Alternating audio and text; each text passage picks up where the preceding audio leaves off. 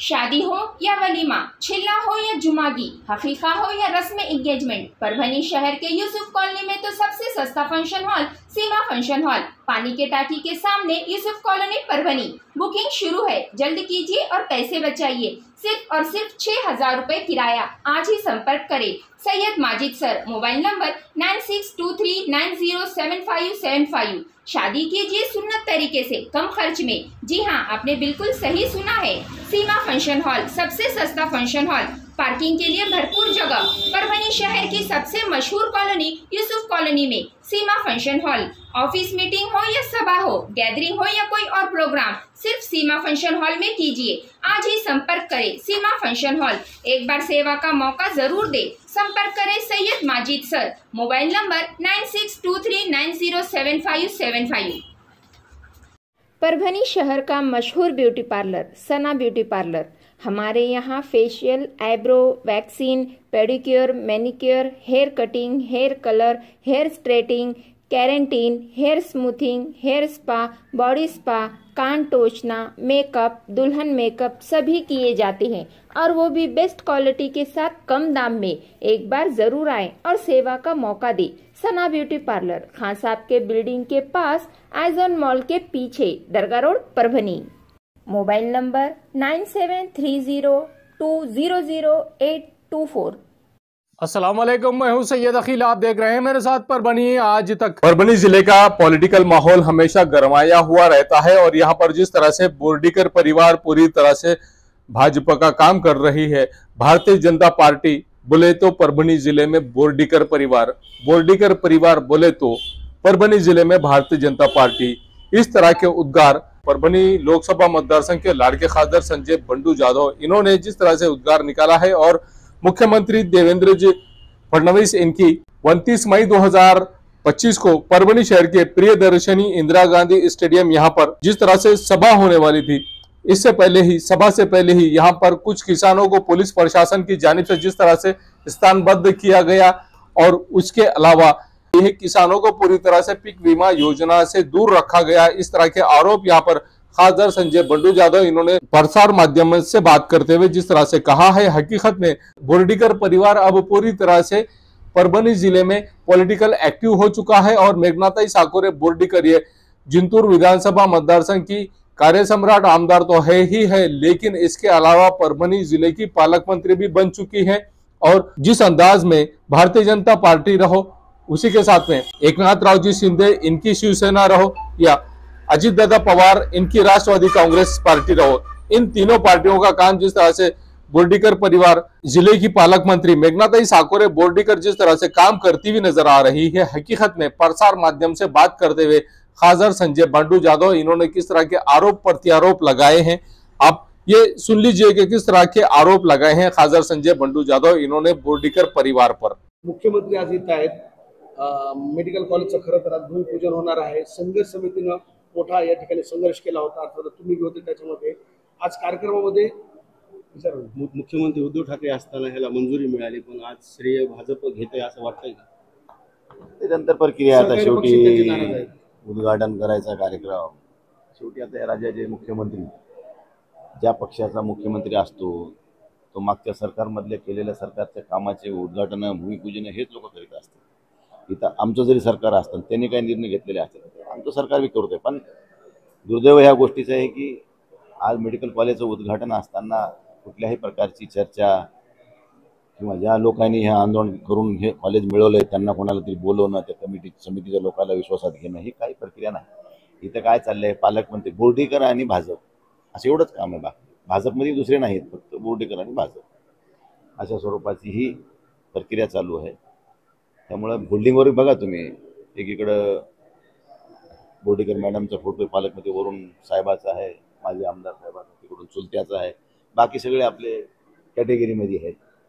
त्यामुळे जे त्याची स्वतःची सोय चालली आहे आपली, परंतु आम्हाला एवढं समाधान आहे की आज गव्हर्नमेंट मेडिकल कॉलेजचं उद्घाटन होते। जी काय आपण सगळ्यांनी परभणीकरांनी, आम्ही परभणीकर या नात्याने जी भूमिका घेतली होती ती आज पूर्णत्वाला जाते, याचा आनंद आहे। बाकी राजकारण ठिकाणी राहिलं, पण त्यांनी हे सगळ्याला घेऊन करायला पाहिजे होतं। ओपनमध्ये तिथं जागेवर स्पॉटवर करायला, आता हे ऑनलाईन उद्घाटन ठेवलंय। एक मी दुसरं बघितलं की महापारेषणने एक पत्रिका काढली आहे, निमंत्रण पत्रिका, त्याचंही ऑनलाईन उद्घाटन आहे. त्या पत्रिकेत माजी आमदार रामप्रसाद बोर्डीकर साहेबांचं नाव टाकलं. माजी आमदार जिल्ह्यात भरपूर आहेत. सेलू जिंतूरमध्येच बघायचं झालं तर तिथं लहाने साहेब बी आहेत, भांबळे साहेब बी आहेत. मग प्रोटोकॉल कुठे गेला? हे प्रोटोकॉल काढणारा कोण? त्या अधिकाऱ्याला विचारलं मी, ते म्हणते जिल्हाधिकाऱ्याने पत्रिका फायनल केली. होई जिल्हाधिकारी, महापालिकेचा अधिकार जिल्हाधिकाऱ्याला दिलाय का? जिल्हाधिकाऱ्याला कोणी सांगितलं की हे नाव घे? जिल्ह्यात अनेक माजी आमदार असताना फक्त एकाच माजी आमदाराचं नाव शासनाच्या निमंत्रण पत्रिकेत येतोय. ही ह्या सगळ्या माजी आमदाराचा अपमान आहे, ही लोकशाहीचा अपमान आहे, असं माझं या ठिकाणी आम्ही. परभणीचे MSCBचं कार्यालय तोडून सेलूला नेलं, काय गैरसोय होते का? चांगलं आहे. गैरसोय आहे बघा. परभणीमध्ये दोन्ही, एक सब डिव्हिजन आणि 2 सब डिव्हिजन दोन्ही इथं होते. कारण काय होतं की जिल्ह्यातला कुठलाही माणूस परभणीमध्ये जवळ ट्रान्सफॉर्मरसाठी यायचा, कुठल्या लाईन कनेक्शनसाठी या काही कामाच्या निमित्ताने ज्यावेळेस यायचा, त्यावेळेस इथं जर सब डिव्हिजनला नाही झालं तर इतर मेन डिव्हिजन पण इथंच होय. त्यामुळे इथं नाही झालं तर इथं त्याला पर्याय होता. पण आता ह्यांनी जवळजवळ 5 तालुके, पाथरी, सोनपेठ, मानवत, जिंतूर आणि सेलूचं 5 तालुक्याचं सब डिव्हिजन सेलूला हलवलं. काय साध्य करायचं ह्यांना तिथे नेऊन? मला हेच नाही कळालं. म्हणजे उलटा आता लोकांना तिथं जायचं आणि तिथं काम न झालं तर पुन्हा परभणीला यायचं. म्हणजे लोकांसाठी ही डबल कामाला लावलं ह्यांनी. ह्यांच्या सोयी, ह्यांच्या प्रतिष्ठेसाठी लोक कामाला लावले. ही लोकांची गैरसोय आहे. परभणीमध्ये होतं, आज नवीन तुम्ही काय आणलंय, तुम्ही तिथे घेऊन गेले, मी समजू शकलो असतो. पण इथलं उतरून तिथं न्यायला काय काय केलं काय तुम्ही? उलटी लोकांची गरज. आता मला सोनपेठवाल्याला परभणीला यायच्या ऐवजी आता सिल्ला जावं लागणार. मानवतवाल्याला ठीक आहे बाबा, जवळ आहे तिथे, इकडे इकडे तेवढंच आहे, तिकडे तेवढंच आहे. पण बाकीच्याची गैरसोय व्हायली, त्याचं काय करायचं? आम्हाला एकाच कामात दोन्ही कामं होत होते, आता वेगळ्या वेगळ्या कामासाठी 2 ठिकाणी जावं लागणार आहे. ही एक लोकांची गैरसोय होते. हे एक लक्षात शासनाने ठेवलं पाहिजे. त्याचबरोबर आज मुख्यमंत्री येणार आहेत. आमच्या जिल्ह्यातला खरा महत्त्वाचा प्रश्न आहे तो पीक विम्याचा. 40,000 शेतकऱ्यांना पीक विमा मिळाला नाही. काही लोकांनी मॅनेज करून त्या पीक विमा कंपनीशी या ठिकाणी जिल्हाधिकारी त्याच्यामध्ये आहेत असं चर्चेतून दिसतंय. पण जिल्हाधिकारी आणि त्या कंपनीचं काही समन्वय आहे का? दोघांचं काही संधान आहे का? मग काही चळवळीतल्या काही 10, 20, 50, 100 कार्यकर्त्यांनी आपले नावं दिली आणि त्या नावाला लोकांना लाख लाख रुपये मिळालेत. उदाहरणार्थ सांगतो की किशोर ढगे नावाचा एक शेतकरी संघटनेचं काम करणारा कार्यकर्ता आहे, नेता म्हणत.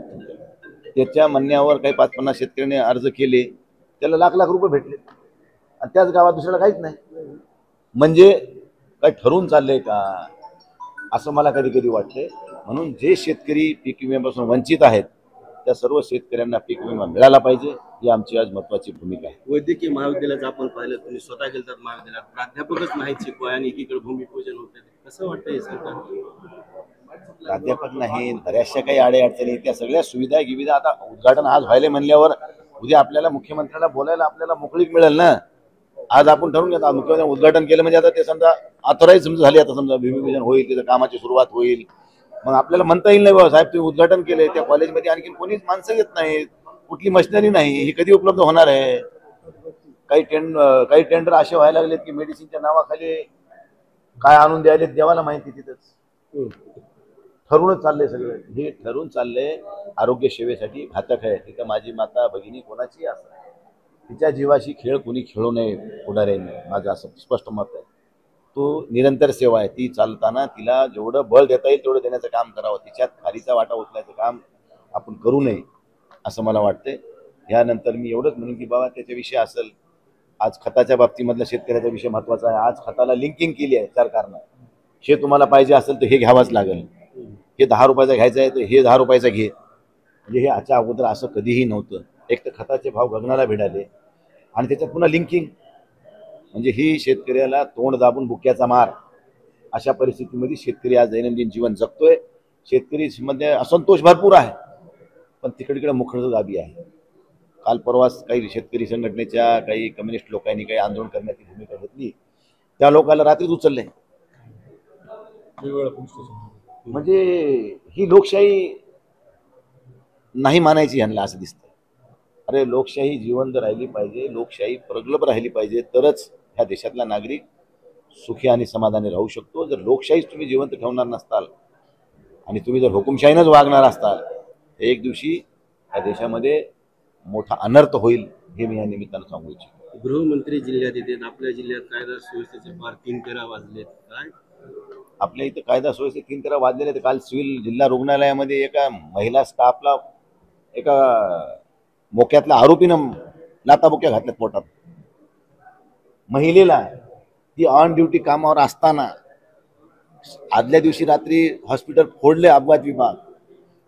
त्याच वेळी जर हे ऑफेन्स दाखल झाले असते तर दुसऱ्या दिवशी त्याला ही करायची वेळ आली नसती.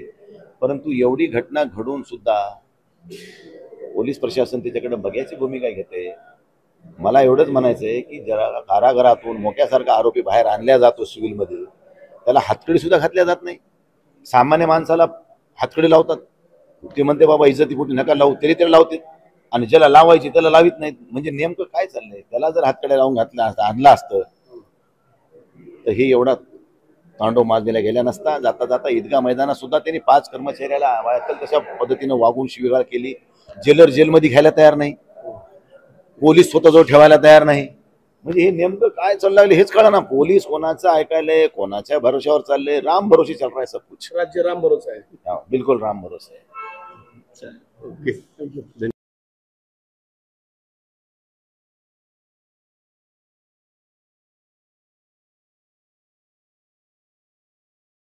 ये न्यूज़ कवर किया हमारे परभनी आज तक के कार्यकारी संपादक बाबरुद्दीन सिद्दीकी, 24/7 माझा महाराष्ट्र न्यूज़ चैनल के कार्यकारी संपादक Sattar Khan Pathan, the fact today के कार्यकारी संपादक सलीम खान उर्फ जुल्फुसर, परभनी टुडे के कार्यकारी संपादक सैयद अयान, परभनी आज तक के मराठवाड़ा ब्यूरो चीफ सोहेल तांबुली, 24/7 माझा महाराष्ट्र न्यूज़ चैनल के मराठवाड़ा ब्यूरो चीफ फिरोज खान पठान, परभनी आज तक के जिला प्रतिनिधि सैयद मोबिन सैयद इस्माइल, परभनी आज तक के परभनी शहर प्रतिनिधि शेख सद्दाम शेख निज़ाम, 24/7 माझा महाराष्ट्र न्यूज़ चैनल के परभनी जिला प्रतिनिधि शमीम खान पठान, इन्होंने मिलकर मैं हूं सैयद अखिल। आप देखते रहिए मेरे साथ परभनी आज तक। आप हमारे चैनल को सब्सक्राइब करें, सब्सक्राइब करने के बाद बेल आइकन का बटन जरूर दबाएं। उसी के साथ आप हमारे चैनल को लाइक करें, शेयर करें और कमेंट करना ना भूलें। आप हमें Facebook, Twitter, Instagram, Telegram, WhatsApp और यूट्यूब पर भी फॉलो कर सकते हैं। मुझे दीजिए इजाजत। जय हिंद। शादी हो या एंगेजमेंट, छिला हो या जुमागी, मीटिंग हो या कुछ और, परभनी शहर में तो भैया सिर्फ एक ही नाम, फैसल फंक्शन हॉल, दरगाह रोड, फैसल कॉलोनी, जमीर पॉइंट, परभनी। बुकिंग शुरू है, जल्द ही संपर्क करें। Syed Muzammil, mobile number 8177941481, second number 9922855585। Faisal function hall की खुसूसियत, 2 व्हीलर 4 व्हीलर के लिए भरपूर पार्किंग व्यवस्था, लेडीज के लिए पर्दे का माकूल इंतजाम और सेपरेट कुशादा हॉल, जेंट्स के लिए separate hall, separate washroom, ladies के लिए सेपरेट हॉल, माहौल पानी का इंतजाम, दरगाह से करीब, सबसे कम बजट में। विजिट जरूर कीजिए, आज ही बुकिंग। परभनी शहर में अगर आपको एसी बिठाना है तो ऐसी शुरुआत में आपको फिक्र करने की जरूरत नहीं। Cool point refrigeration and sales और service centre, RR tower, bus stand road, Parbhani. इसमें मोबाइल नंबर शेख फैजान साहब, इनका मोबाइल नंबर 8482852927। उसी के साथ सेकंड नंबर 7875849786। इन नंबर पर कॉल कीजिए और शेख फैजान साहब इन्हें आपके एसी की सर्विसिंग के लिए, और अगर आपको सेकंड एसी उसी के साथ में रेफ्रिजरेशन अगर आपको होना, तो ऐसी सूरत में आपने RR टावर यहाँ के cool point refrigeration and AC sales and service centre पर जरूर कांटेक्ट करें। याद रहे, एसी के बगैर कुछ नहीं। एसी है तो गर्मी में भी कूल है। अगर आपके घर में एसी लगा हुआ है और आपको अगर उसे रिपेयरिंग कराना है, तो ऐसी सूरत में शेख फैजान इन्हें कॉल कीजिए। और अगर आप कॉल नहीं कर सकते हैं, अगर आपको एड्रेस चाहिए, तो address cool point refrigeration and AC sales and service centre, RR tower, bus stand road, Parbhani. याद रखिए, ये सर्विस आप लोगों के लिए स्पेशली, और आप लोगों के लिए अगर आप इस कॉल के जरिए से, अगर आप इस एड के जरिए से cool point refrigeration and AC centre पर जाएंगे, तो आपको विशेष तौर से डिस्काउंट ऑफर भी दिया जाएगा। इस बात का खास तौर से ख्याल रखिए। Cool point refrigeration and AC sales and service centre, RR tower, bus stand road, Parbhani. Second AC अगर आपको खरीदना है तो वाजबी दाम में और बहुत अच्छी क्वालिटी के सेकंड एसी, उसी के साथ में रेफ्रिजरेशन, आपको हर कंपनी के एसी और फ्रिज और रेफ्रिजरेशन मिलेंगे। याद रखिए, आप cool point refrigeration and AC sales and service centre पर एक बार जरूर आए। RR tower, bus stand road, Parbhani. Mehboob park function hall, Mansab Nagar, Jam Parwa gate, Dargah road, Parbhani. शादी हो या एंगेजमेंट, चिल्ला हो या जुमागी, मीटिंग हो या फिर कुछ और, परभणी में तो भैया सिर्फ एक ही नाम, महबूब park function hall, Mansab Nagar, Jam Parwa gate, Dargah road, Parbhani. Booking शुरू है। Mobile number 9960569383, 8421903333। इसके साथ ही 9822829035। हाजी महबूब अंसारी। याद रहे, आप हर तरह के प्रोग्राम हमारे फंक्शन हॉल में मनाएं। आज ही अपने प्रोग्राम की बुकिंग करें। मिर्जा मेस, परभणी। अगर आप परभणी शहर में रहते हैं और घर के खाने का लुत्फ लेना है तो संपर्क जरूर करें मिर्जा मेस, परभणी। घर पहुंच सेवा खाने के टिफिन के लिए जरूर संपर्क करें। मोबाइल क्रमांक 8830266947।